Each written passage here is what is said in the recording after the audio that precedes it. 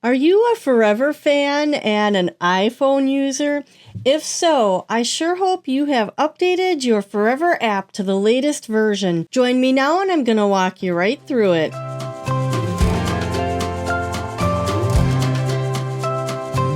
Hi, I'm Molly and I own Pixologie, where we've been helping people organize and preserve their photos for the past 10 years.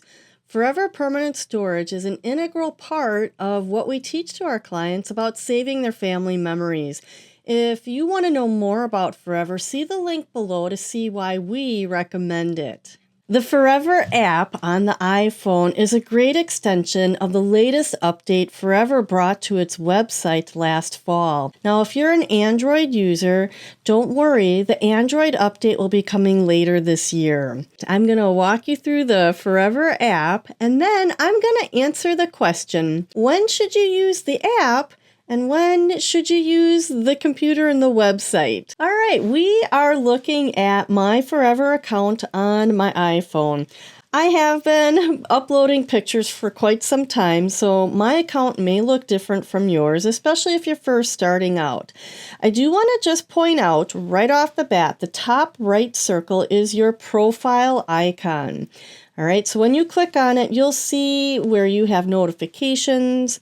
You can check the status of your uploads. You could back up your iPhone, which I highly caution you to think about this, because if your phone is optimized, not all of your pictures are on your phone, and that can create a bigger mess later. We actually teach to get your pictures to your computer, clean them up, and then upload them. Underneath that, you can invite people to Forever. There is a help center. Forever's customer service is great, and you can access that. You can send feedback, which they listen to.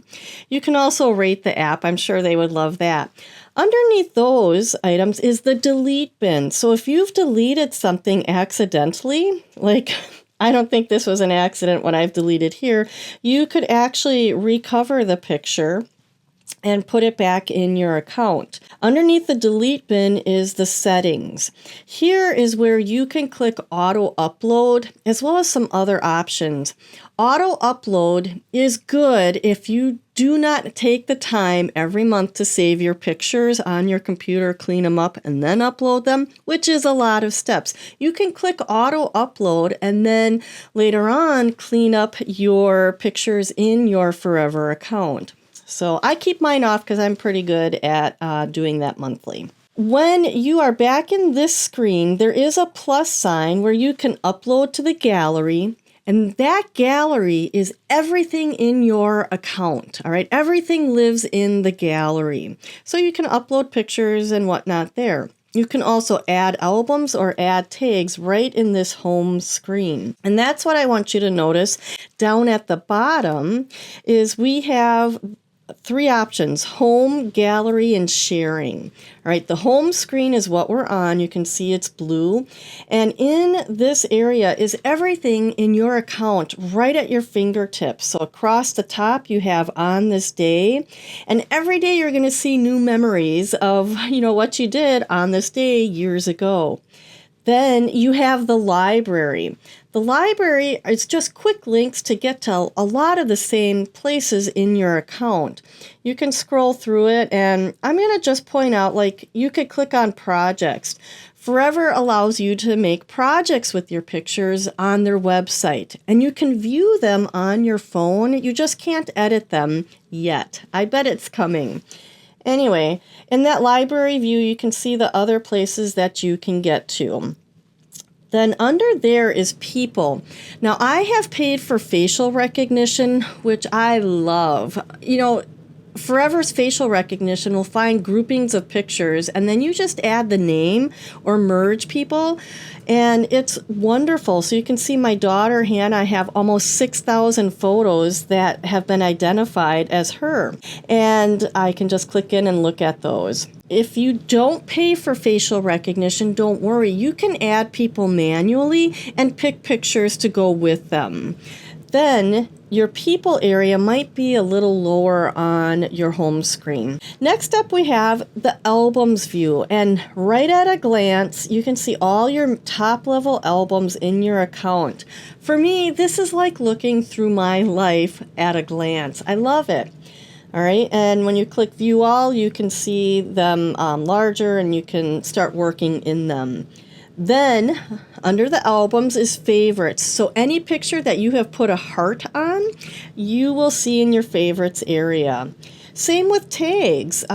When you have pictures that you have tagged, they're going to show up in your tags. Then, under that is Get Organized, and this is one of the best parts about the app. You're going to see your recent uploads, which may be useful for you, but what's really handy is this Add to an Album. This is going to show you the photos that aren't in an album. When I select them, I can click the icon down at the bottom. That's the little book. That's Add to an Album.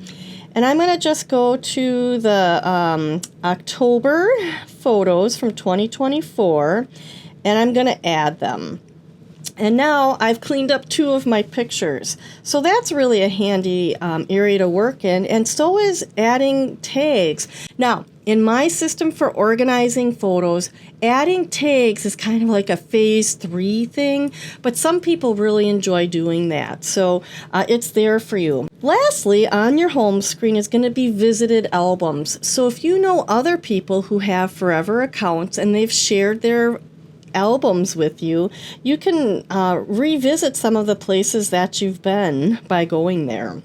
All right, that is everything that you need to know about the home view. Next, we're going to talk about the gallery. So I'm going to click on the gallery, and now this I could scroll and I would see everything. I have 25,000 pictures in here. So the gallery view, you really need to use something to filter that down.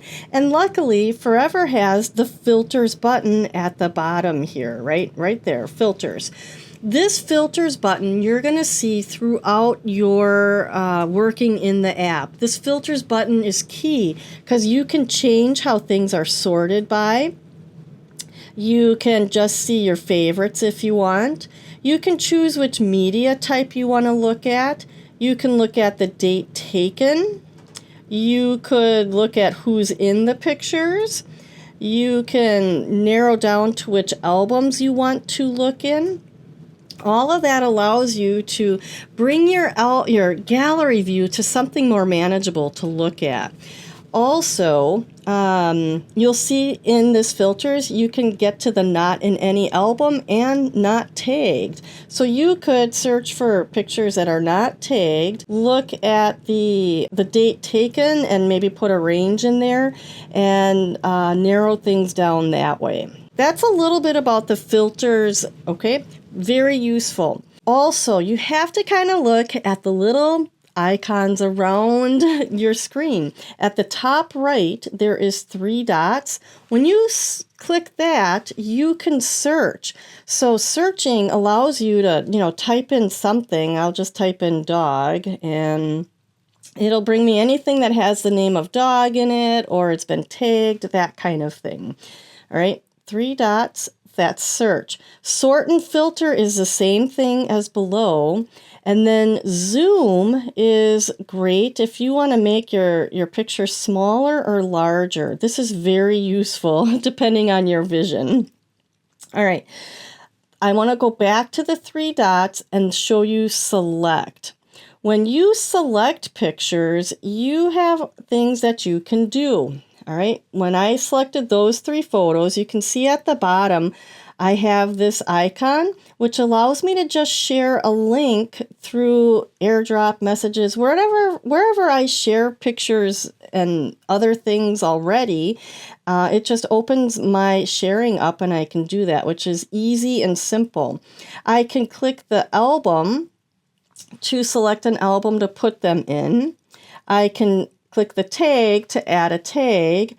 And then I can click the people if I want to add people, and then I can delete them too. So that selecting pictures is really, really important right there in those 3 dots. Lastly, in the gallery view, you can hit the plus sign, and then you can add pictures from your phone if you wanted. And you can see why I don't upload everything, because I just take a lot of photos for information, and I delete most of them. That is the gallery view. Now we're going to open a picture up. So we have a picture here of a pintail duck. And this is a beautiful duck we saw on a walk. When you open a picture, you still have 3 dots at the top right, but it takes you to just being able to view a slideshow, and that's kind of nice. You get some options. I don't use it that often. When you're in a picture, you really can't do a whole lot with the 3 dots, right? You have to click the eye icon, and that brings up this little area that you can edit. And we can't add people because there's no faces in there. And you can see I've added the description pintail duck, and I've added tags bird and birding, and it's in an album, The Trip to La Crosse. I can add it to another album if I wanted, and I can also remove it from this album.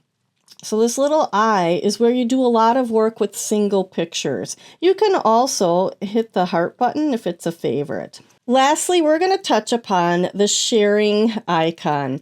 Here, this is where you can view all of your connections, and then you have groups. These are all people who have their own Forever account, and let's just say I want to go into my mother-in-law's account. I can view all of her albums. It's so much fun. The last area I want to point out is the albums view. So let me just go to View All, and I want to show you how you can have nested albums to make your album structure more meaningful. A great example is this 2019 Spain trip, a trip of a lifetime, which I know many of you have had. So I've opened the album, and you can see I have nested albums in there. So I'm going to just view all of the nested albums. I made an album for each day of the trip because we took so many pictures. And I love that I can see my trip, again, at a glance, all of the places that we were. And the nested album structure really makes that come alive. Below it are just some loose pictures and the projects, that I haven't put in those nested albums.